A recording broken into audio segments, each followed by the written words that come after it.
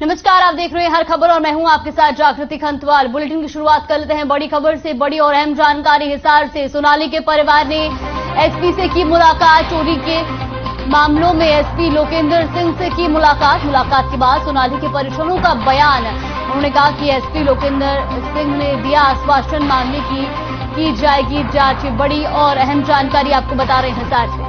तो सोनाली के परिवार ने एसपी से मुलाकात की है, तो वहीं चोरी के मामलों में एसपी लोकेंद्र सिंह से मुलाकात की गई है। मुलाकात के बाद सोनाली के परिजनों का बयान भी सामने आया है। उन्होंने कहा कि एसपी लोकेंद्र सिंह ने आश्वासन दिया है और उन्होंने कहा है कि इस पूरे मामले की जांच की जाएगी। बड़ी और अहम जानकारी हिसार से। तो हिसार में सोनाली के परिवार ने एसपी से मुलाकात की है। चोरी के मामलों में ये मुलाकात की गई। तो वहीं इसी खबर पर ज्यादा जानकारी के लिए हमारे सहयोगी अनूप कुंडू हमारे साथ जुड़ गए हैं। अनूप, सबसे पहले आपसे जानना चाहेंगे कि अब सोनाली के परिजनों ने मुलाकात की है और साथ ही साथ एसपी लोकेंद्र सिंह ने उनको आश्वासन भी दिया है। क्या कुछ पूरी जानकारी मिल रही है? देखिए, बिल्कुल आज सोनाली फोगाट का परिवार, उसमें उसका भाई रिंकू और उसके जीजा अमन ने अपने परिवार के सदस्यों के साथ शहर के एसपी से मुलाकात की है। उनका कहना है कि जो चोरी की वारदात सोनाली फोगाट की मौत के बाद हुई है, उसको लेकर के अभी तक पुलिस ने कोई कार्रवाई नहीं की, उसमें किसी को गिरफ्तार नहीं किया गया, मामला दर्ज नहीं किया गया है। तो उसको लेकर के उन्होंने पुलिस को के एसपी से दोबारा मुलाकात की है। इसके साथ साथ एक नया मामला सामने निकल कर आया कि 2021 में सोनाली फोगाट के घर पर चोरी हुई थी, जिसमें उसका लाइसेंसी रिवॉल्वर चोरी होने का मामला सामने आया है। तो कहीं न कहीं परिवार के लोगों का संदेह है कि जो रिवॉल्वर है उनका, वो भी चोरी किया गया था और वो ये चोरी का भी आरोप सीधा सीधा वो सुधीर सागवान पर लगा रहे हैं, क्योंकि उस समय वो उसका पीए था। इसको लेकर के अब भी परिवार के लोगों की यही मांग है कि पूरे मामले की सीबीआई जांच हो। और साथ में उसके सोनाली फोगाट के जीजा अमन का कहना है कि इसको लेकर के वो कल चंडीगढ़ जाकर के दोबारा से हरियाणा के मुख्यमंत्री से मुलाकात करेंगे। जी बिल्कुल अनूप, और जिस तरह से आपने बताया कि उनकी लाइसेंस से रिवॉल्वर भी चोरी हुई थी और जो 2021 का मामला बताया जा रहा है, तो इस पर परिजनों का क्या कुछ कहना है? आखिर उन्होंने पहले इसकी एफआईआर दर्ज क्यों नहीं करवाई, अगर ये मामला पहले का था तो? देखिए, इस प्रकार की जो शिकायत दी गई है, ये तो उसके बाद जांच के पहलू हैं कि परिवार के लोगों ने पहले कोई शिकायत दी थी या नहीं दी थी। अगर पहले कोई शिकायत इस मामले को लेकर के दी गई थी तो फिर उसकी जांच क्यों नहीं, और अगर नहीं दी गई तो जिस प्रकार से परिवार के लोग कह रहे हैं कि सोनाली फोगाट को डराया जा रहा था, धमकाया जा रहा था, उसके प्रेशर में वो कोई भी काम नहीं कर पा रही थी, क्या वो वजह रही है? तमाम तो जो पहलू है जांच में सामने आएंगे। लेकिन हाल फिलहाल जो परिवार के लोग हैं हिसार के एसपी से मिले हैं और परिवार के लोगों का ये भी कहना है कि हिसार के एसपी ने उन्हें आश्वासन दिया है कि जल्दी ही जो आरोपी हैं उनको गिरफ्तार कर लिया जाएगा। जी बिल्कुल अनूप, बहुत बहुत धन्यवाद आपका हमारे साथ जुड़ने के लिए और तमाम जानकारी के लिए। गुरुग्राम के बीजेपी कार्यालय में आज बीजेपी प्रदेश अध्यक्ष ओपी धनखड़ ने संगठनात्मक बैठक कर रहे हैं और इस बैठक में 5 जिलों के पदाधिकारी हिस्सा ले रहे हैं। बैठक का मुख्य उद्देश्य पंचायत चुनाव के साथ साथ संगठन का विस्तार है। इस बैठक में 5 जिलों के मंडल अध्यक्ष, पालक और प्रभारी भाग लेते हुए इस बात को लेकर मंथन कर रहे हैं कि किस तरह से सरकार की योजनाओं को लोगों तक पहुंचाया जाए और सभी जिलों में होने वाली संगठनात्मक बैठकों की रूपरेखा भी इस बैठक में तैयार की जा रही है। आपको बता दें कि ओपी धनखड़ ने ये भी साफ कर दिया है कि पंचायत चुनाव को बीजेपी सिंबल पर लड़े या ना लड़े, इसको लेकर चुनाव समिति तय करेगी, लेकिन संगठन के विस्तार और संगठन की मजबूती के साथ साथ एक बेहतर पंचायती उम्मीदवार लोगों के विकास के लिए काम करे, इस पर भी मंथन किया जा रहा है। बैठक में गुरुग्राम, फरीदाबाद, झज्जर, पलवल और नूंह जिलों के पदाधिकारी शामिल हैं।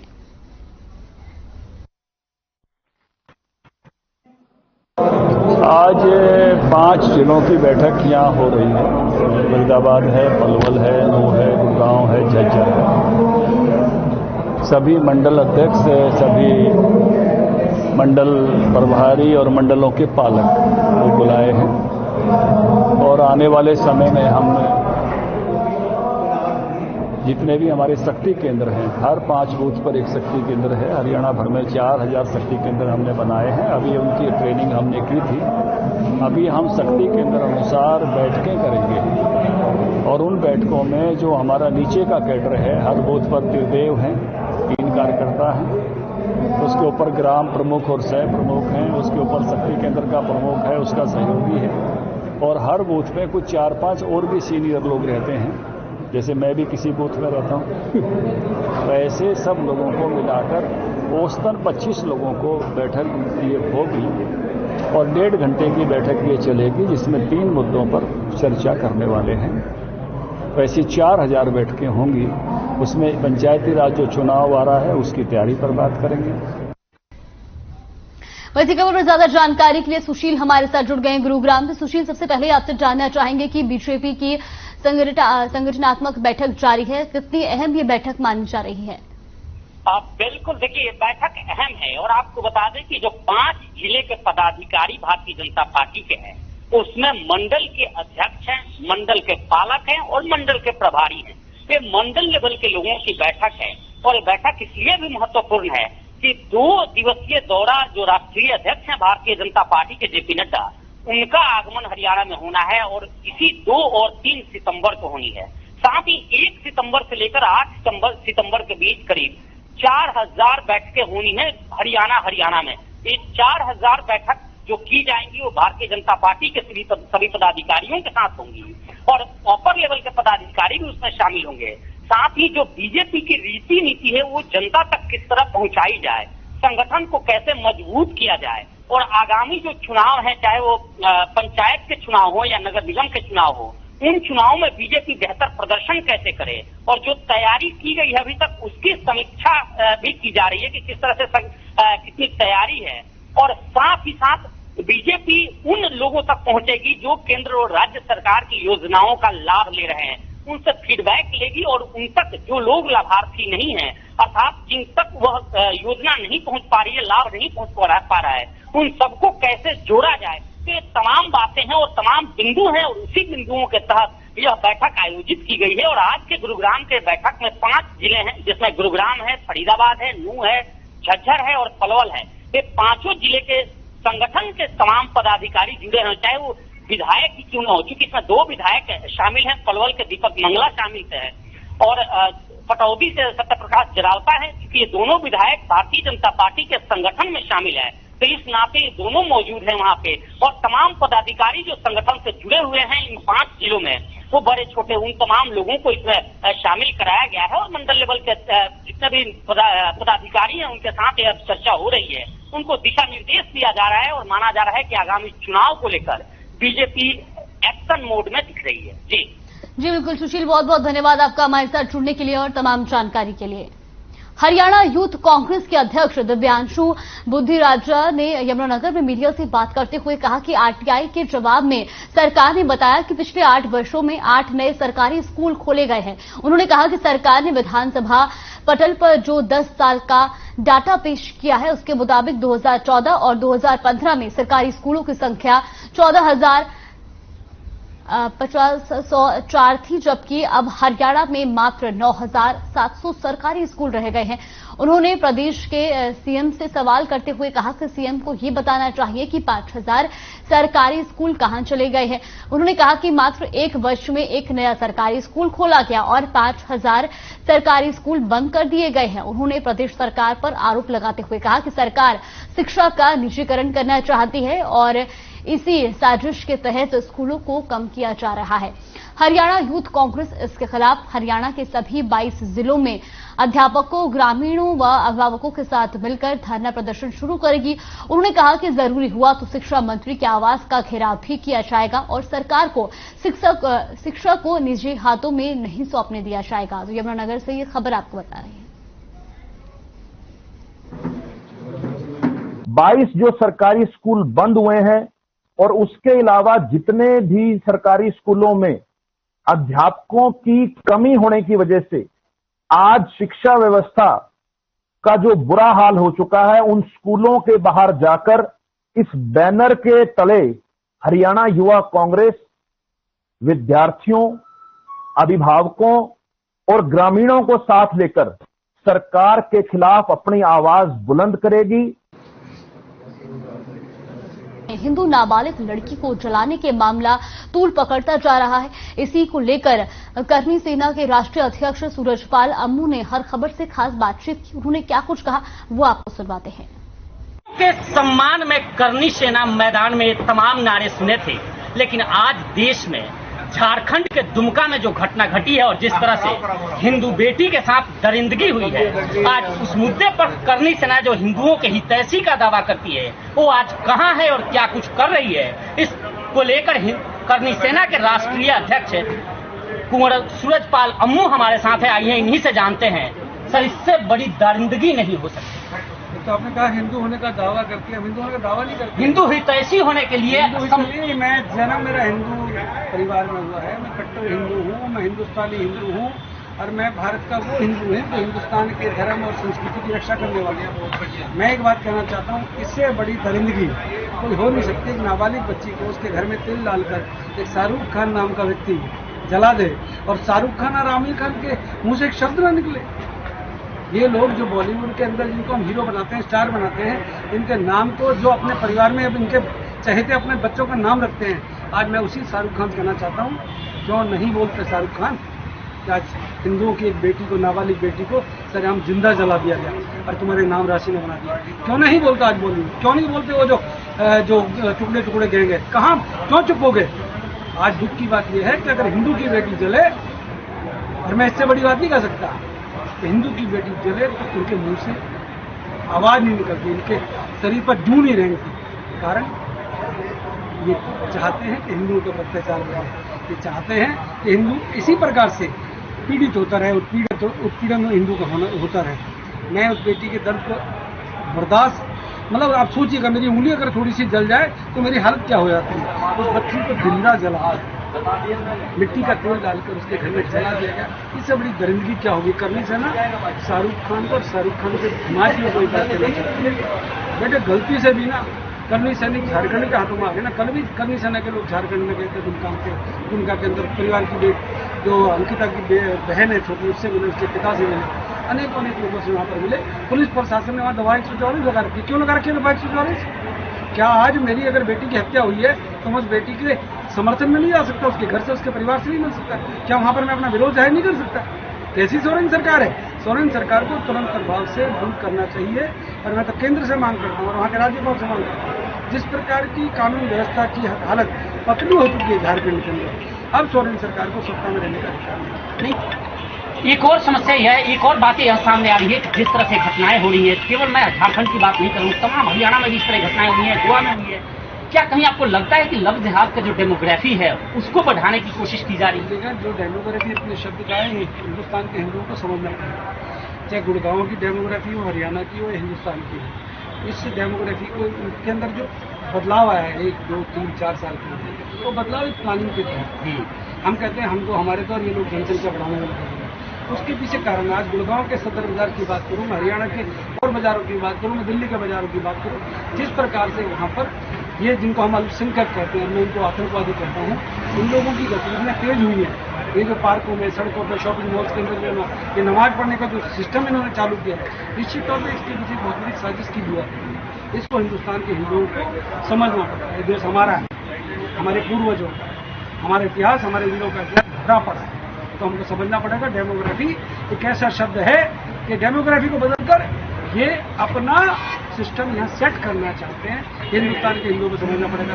करनी सेना मतलब ये है कि इनकी डेमोग्राफी को कैसे खत्म करना है, डिफेंस करना है, लड़ाई लड़नी है। केजरीवाल चुप है, राहुल गांधी के मुंह से आवाज नहीं निकल रही क्योंकि उनकी सरकार समर्थन में वहाँ पर चल रही है। उनके वहाँ के विधायक और मंत्री वहाँ रिजॉर्ट में जाकर रेवड़ियाँ खा रहे हैं, मलाइयाँ खा रहे हैं, वहाँ पर मुर्गे उड़ा रहे हैं, चिकन तंदूरी उड़ा रहे हैं। इसका मतलब है उन लोगों को, झारखंड के लोगों की चिंता नहीं है। मैं अनुरोध करना चाहता हूँ वहाँ के राज्यपाल से, केंद्र में गृह मंत्री से, अमित भाई शाह से, कि सोरेन सरकार को तुरंत प्रभाव से बर्खास्त। बिल्कुल, जिस तरह से जो घटना घटी है और एक करनी सेना के राष्ट्रीय अध्यक्ष है और इन्होंने साफ कर दिया है कि अगर सरकार इन पर कोई कठोर कार्रवाई नहीं करी तो निश्चित तौर पर करनी सेना सड़कों पर उतरेगी और फिर जो करनी सेना का रूट मैप है वो सब कुछ करेगी।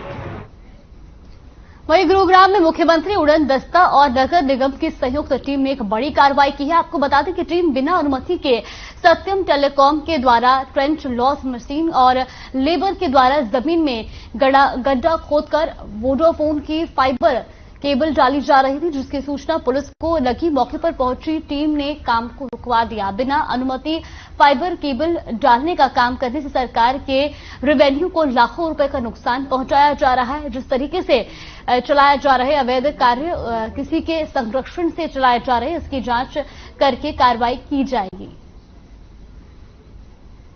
तो सीएम उड़न दस्ते की कार्रवाई देखने को मिली है, और जहां पर बिना परमिशन के चल रहे काम को रुकवाया गया है।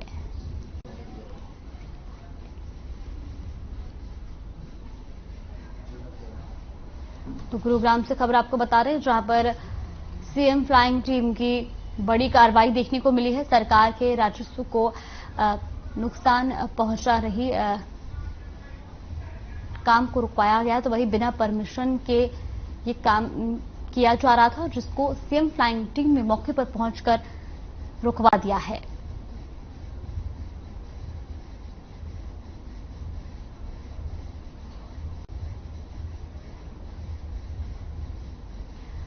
तो गुरुग्राम से ये खबर आपको बता दें, जहां पर सरकार के राजस्व को भी इस काम से चूना लगाया जा रहा था।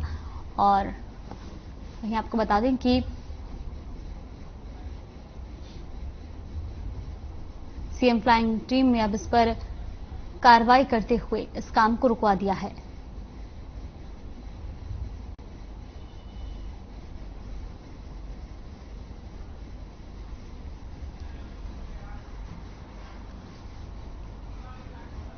तो गुरुग्राम से ये खबर आपको बता दें।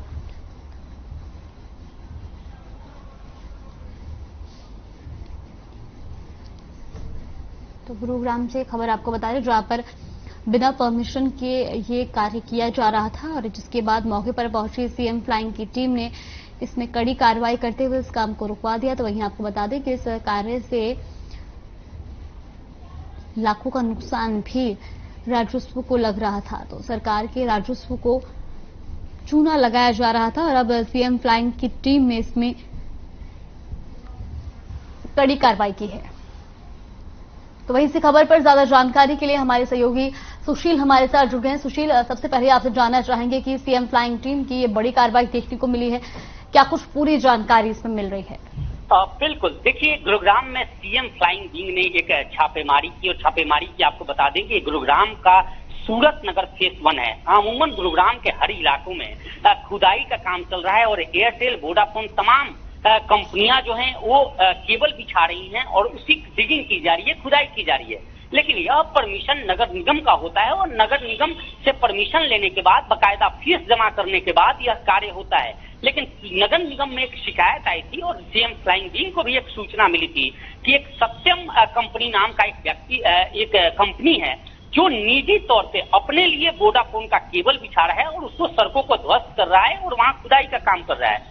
जब जानकारी निकाली गई तो उसके पास कोई परमिशन नहीं था, ना ही नगर निगम से कोई परमिशन था, और ना ही लोकल अथॉरिटी से कोई सूचना थी, और वो अवैध तरीके से ये पूरा काम कर रहा था। जिसके बाद एक संयुक्त टीम बनी, जिसमें नगर निगम के अधिकारी भी शामिल हुए, सीएम फ्लाइंग विंग के अधिकारी भी शामिल हुए, और जाकर उसके बाद छापेमारी कर पुलिस ने अधिकारियों ने वहां पे जो मशीन थी, जिस मशीन के थ्रू डिगिंग का कार्य किया जा रहा था, उसको अपने कब्जे में ले लिया, उस इलाके को सील किया है, और इस पूरे मामले को लेकर एफआईआर दर्ज की गई है। और अब जांच की जा रही है कि आखिर सत्यम कंपनी निजी तौर पर अपने फायदे के लिए सरकारी संपत्तियों का दुरुपयोग कैसे कर रहा था, और बिना परमिशन एक कैसे काम चल रहा था। तो ये तमाम सवाल हैं, और इनका सवाल एफआईआर दर्ज कर पुलिस तलाशने की कोशिश कर रही है। जी बिल्कुल, बहुत बहुत धन्यवाद सुशील आपका हमारे साथ जुड़ने के लिए और तमाम जानकारी के लिए। सोनीपत के 5 पेट्रोल पंपों, गैस एजेंसी के कारिंदे व बाइक चोरी की वारदातों को अंजाम देकर सोनीपत में दहशत फैलाने वाला कुल्हाड़ी गैंग आखिरकार सोनीपत पुलिस के हत्थे चढ़ ही गया।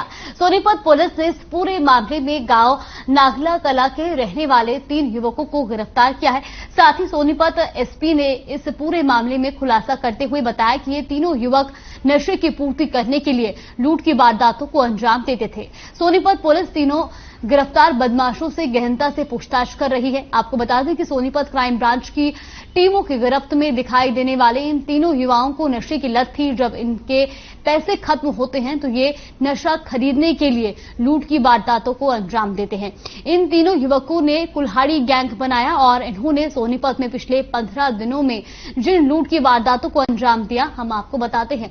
कुल्हाड़ी गैंग ने सबसे पहले 10 अगस्त को बालागढ़ रोड स्थित शिव शंकर फिलिंग स्टेशन पर सेल्समैन पर कुल्हाड़ी से हमला किया और 2.25 लाख रुपए की लूट की थी। तो सोनीपत से ये पूरा मामला आपको बता दें, जहां पर कुल्हाड़ी गैंग का पुलिस ने खुलासा किया है। अभी हमारी CIA 1 और CIA 2 की ज्वाइंट प्रयासों से हमने इस गैंग को पकड़ने में सफलता हासिल करी है। उसके बारे में डिटेल में आपको बताना चाहूंगा। इसमें टोटल 3 लोग थे, जिसमें से 2 लोग तो ऐसे थे जो बाइक पे बैठ करके वारदात करने आते थे, जिनका नाम है सचिन और बाबा, जो कि गांव नांगल कला का रहने वाला है, सोनीपत जिले का ही। दूसरा व्यक्ति जो बाइक में बैठता था वो है विकास, ये भी गांव नांगल कला का ही है। और तीसरा व्यक्ति जो कभी सामने वारदात करने नहीं आता था, लेकिन ये तीनों एक ही गैंग के पार्ट थे। वैसी खबर पर ज्यादा जानकारी के लिए हमारे सहयोगी लाजपत हमारे साथ जुड़ गए हैं। लाजपत, सबसे पहले आपसे जानना चाहेंगे कि पुलिस ने अब कुल्हाड़ी गैंग का खुलासा किया है, क्या कुछ पूरी जानकारी मिली है और आखिर इस पूरे गिरोह में कितने लोग शामिल थे? जी बिल्कुल, देखिए एक बहुत बड़ी घटना थी जिससे कहीं ना कहीं एक सोनीपत गैंग काफी लंबा गैंग था, जो कि कुल्हाड़ी गैंग था, जिसको लेकर कहीं ना कहीं प्रशासन की जो पहले रहती थी और बात को लेकर कहीं ना कहीं जो कुल्हाड़ी गैंग था, जो बाइक पर सवार रहते थे, वो 3 व्यक्ति पुलिस की तरफ से बताए गए हैं। 2 व्यक्ति जो बाइक पर रहते थे और वो पेट्रोल पंपों में जाकर अचानक से वारदात कर देते थे, जिससे कि लूटपाट का बहुत बड़ा मामला था, जिसको पुलिस के सामने काफी बड़ी चुनौती थी। और ऐसा नहीं है कि दिल्ली NCR के नजदीक और लगातार वारदात जो है वो राई विधानसभा क्षेत्र में ज्यादातर हुई है। सोनीपत में एक घटना हुई, इसके अलावा 4 जो घटना हुई वो राई विधानसभा क्षेत्र में। टोटल जो वारदात थी सोनीपत जिले में 5 वारदातें थी और दिल्ली में भी वारदातें इन लोगों ने की थी।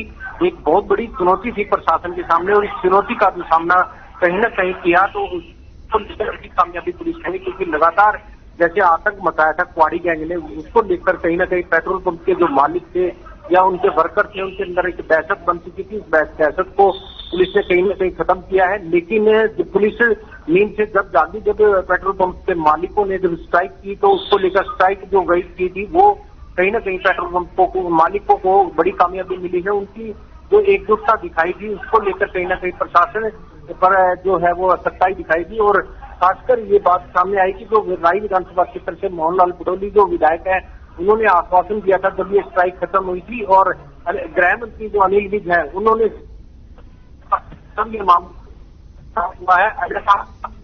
जैसे जो सोनीपत में घटना थी उसको मंत्री करते हुए पुलिस के हाथ लगातार खाली थे। ये कहीं ना कहीं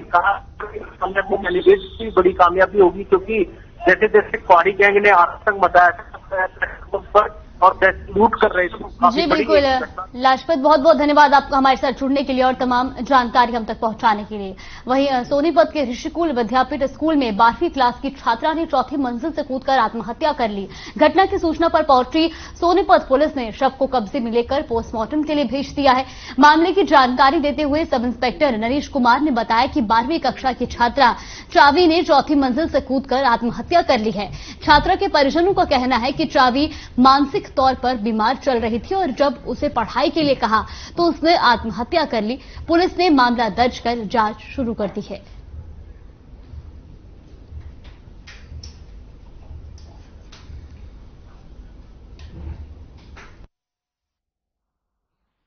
वहाँ को मतलब आपसी डिप्रेशन के कारण ये 4थी मंजिल से कूद कर आपने घर वालों ने ये दिया भाई, हमने मतलब यह पढ़ाई के बारे में थोड़ा मतलब इसको ये कहा था भाई पढ़ाई कर बाकी और। इंद्र के पश्चिमी यमुना नहर में एक 22 वर्षीय युवक का शव मिलने से इलाके में सनसनी फैल गई। घटना की जानकारी देते हुए पुलिस ने बताया कि मृतक प्रताप नगर का रहने वाला था और युवक के पिता वीरेंद्र सिंह ने 27 तारीख को उसके लापता होने की शिकायत भी दर्ज कराई थी और जब पुलिस ने जांच शुरू की तो विकास की बाइक नहर के पास खड़ी मिली। शक होने पर पुलिस ने सर्च अभियान चलाया। मृतक के परिजनों का कहना है कि विकास सडौरा गवर्नमेंट कॉलेज में नौकरी करता था और वो 27 तारीख से लापता था। पुलिस ने मामला दर्ज कर जांच शुरू कर दी है। 2022 को करीब सुबह 10 बजे वीरेंद्र भल्ला जी थाने में आके एक दरखास्त हमारे को दी थी, थाना प्रताप नगर, जिला यमुनानगर, कि मेरा लड़का विकास, जिसकी उम्र करीब 22 साल है, और 11 बजे अपने मोटरसाइकिल, जिस संबंध में हमने 184 नंबर मुकदमा डेट 27/8/2022 अंडर सेक्शन 346 IPC, और जिस बारे आज हमारे को सूचना मिली है कि जिसकी लाश इंदरी यमुना पश्चिम यमुना नहर पुल के पास मिली है, उसकी कार्रवाई कर रहे हैं। लाइन पार क्षेत्र में अतिक्रमण और अवैध कब्जे करने वाले पर नगर परिषद टीम के द्वारा कार्रवाई की गई। नगर परिषद के कर्मचारी पुलिस बल के साथ बराही रोड पहुंचे और रेलवे फाटक से विकासनगर तक 1 दर्जन से ज्यादा अवैध निर्माण और अतिक्रमण करने वालों के खिलाफ कार्रवाई की गई। इस कार्रवाई के तहत लाइन पार क्षेत्र के बराही रोड पर बनी दुकानों के रैंप, शेड और अन्य अवैध निर्माणों को जेसीबी मशीन की मदद से हटाया गया।